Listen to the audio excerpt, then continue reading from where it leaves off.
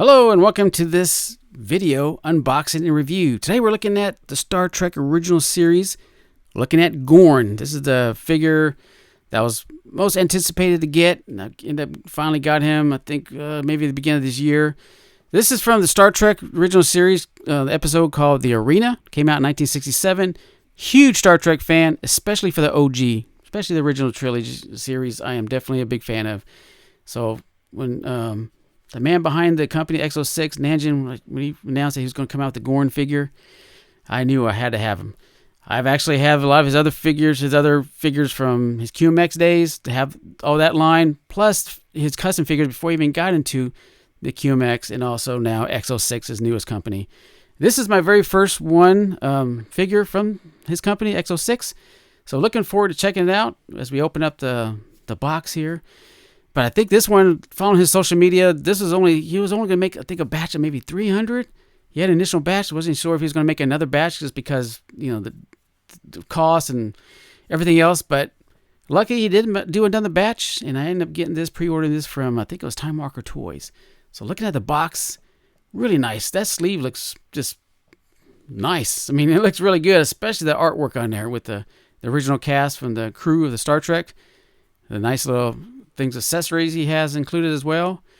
So yeah, you cannot go wrong with the presentation so far with this particular 1/6 scale figure.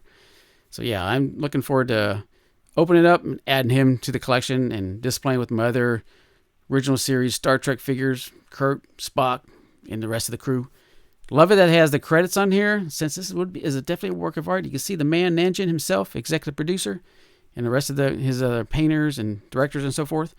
But yeah, Nanjin, I've got his custom figures before he got into QMX and then started his own company in EXO-6. So I've gone a long way with his custom figures of Spock and McCoy and Kirk. So yeah, he's come a long way, and he's really particular about the Star Trek line, and he has done a spectacular job with all his 1/6 scale figures. So you can see here the tree branch. We'll look at those accessories once we get the figure out and put them all together, and we'll go through all that. But the first thing to look at, the one main thing is a nice plethora of different variations of different hand poses. And looking at this one hand, yeah, look at the paint application on there. Looks really nicely done.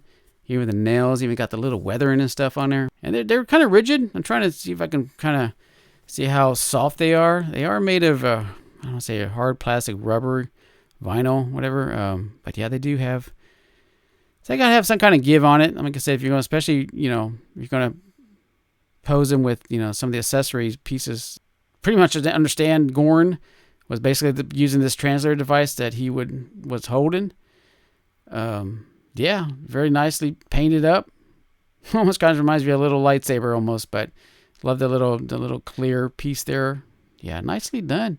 That also has a magnet, so that should actually be magnetized to his belt easily to hold on to it. So yeah, little translator device. And here is his rock dagger.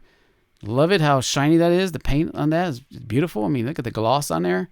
It's almost like, I'm trying to think if it's like some kind of, I don't know what that rock was made of, granite, but yeah, it's pretty close to what, you know, saw in the episode. Definitely a nice little sculpt there.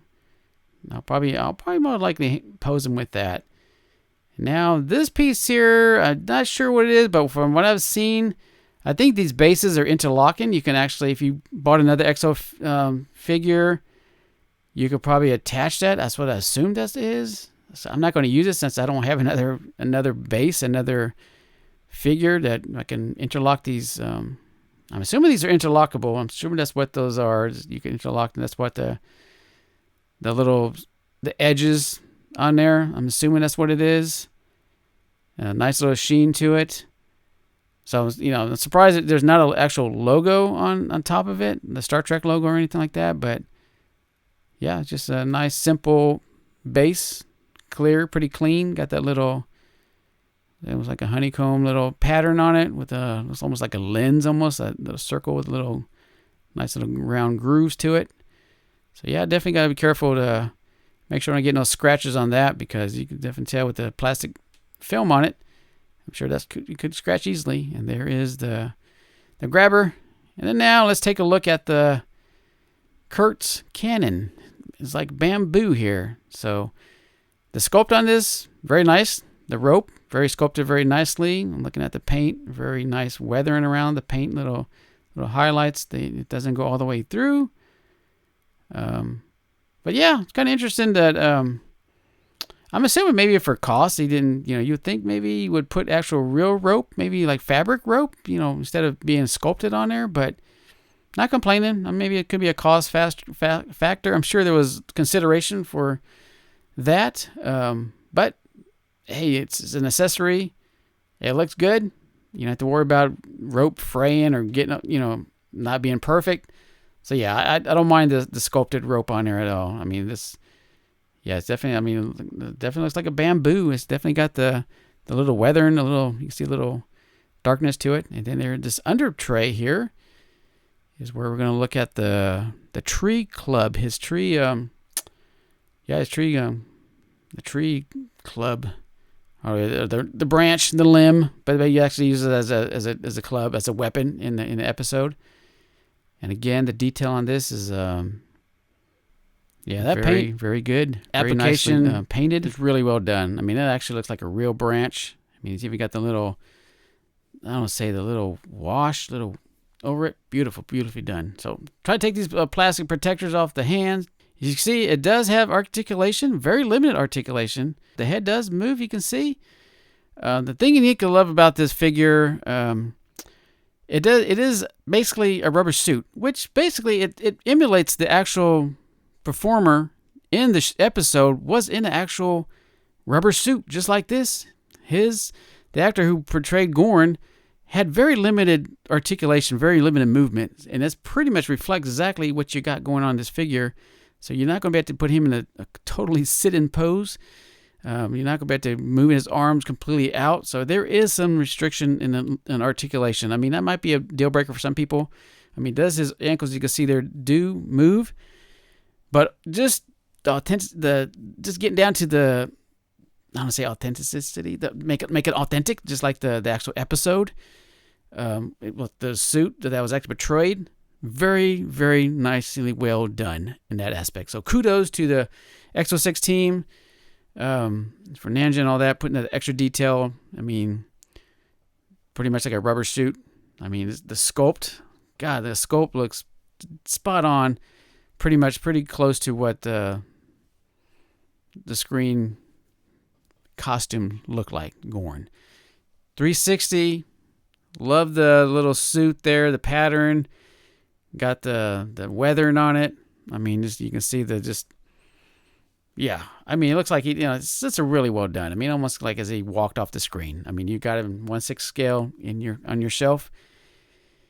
I don't know if there's ever going to be another, anytime soon, another Gorn this good looking, this well made. Like I said, it does have some, people could look at cons. Oh yeah, this doesn't move as much, but honestly, he's going to be on the shelf, and I don't think I'll be posing him too much. Love the magnet. You can see the translator right there, just easily just sticks with the magnet on the belt. Here's all posed up with his little rock dagger, his tree club there. Just kind of throwing some more views, maybe some different lighting on him. You kind of see how the colors kind of, I don't say pop out, but just, yeah, overall, like I said, even look at the eyes, look at the silver, got a little sheen. I mean, it's pretty close to what the reflected from the TV show. Look at that. Yeah, really nicely done. Yeah, very impressed. I think it's still available on Sideshow. I don't know if Time Walker Toys still might have him, but there he is, side by side with the man himself, Captain Kirk. And that's one of the figures I have from, I think it's I think it was the QMX line, but he's got his little cannon there. And overall, well done. Glad to add this to my collection. Hope this was helpful. Until the next one, take care.